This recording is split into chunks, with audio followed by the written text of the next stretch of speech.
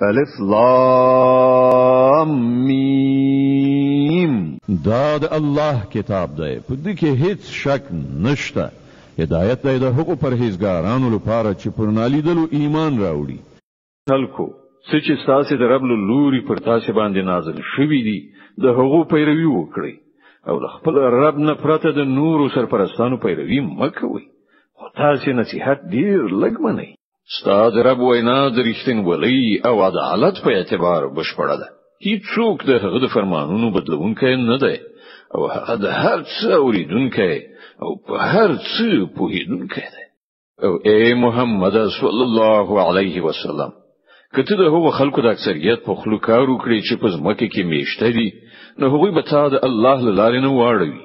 هغوی خو صرف په ګمان روان او د انګیرنو برابرونکي.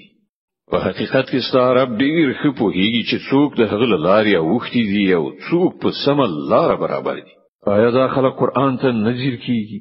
کدا د الله نه پرته د کوم بل چا له لوري وای نو په دې کې به ډیر څه ګډوډ بیان موندل کیده. ای پیغمبره، په بیړه دغه وحی یادولو یعنی د قرآن د لوستلو لپاره خپل ژبه مخوځوه.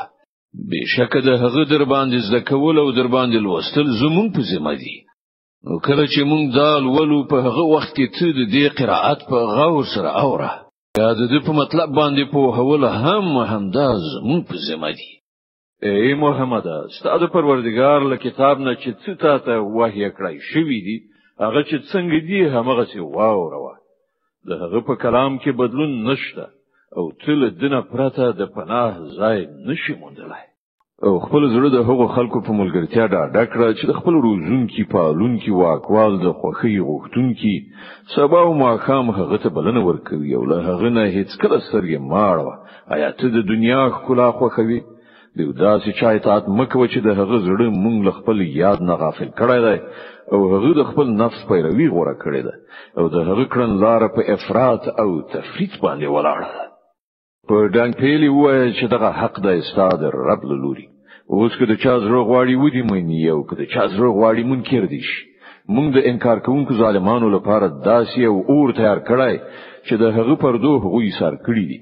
هلته که هغوی اوبو غواړي نو په داسې اوبو سره به د هغو غوښتنه وپالل شي چې د تیلو د ځوخا غوندې بوي او د هغو مخونه به وریځ کړي وسوځوي. ډیر ناکاره څښاک او ډیر ناوړه استوګنځای. پاتې شو دا ذکر یعنی قرآن دا مونږ نازل کړی دی او مونږ په خپل د دې ساتندویان یو.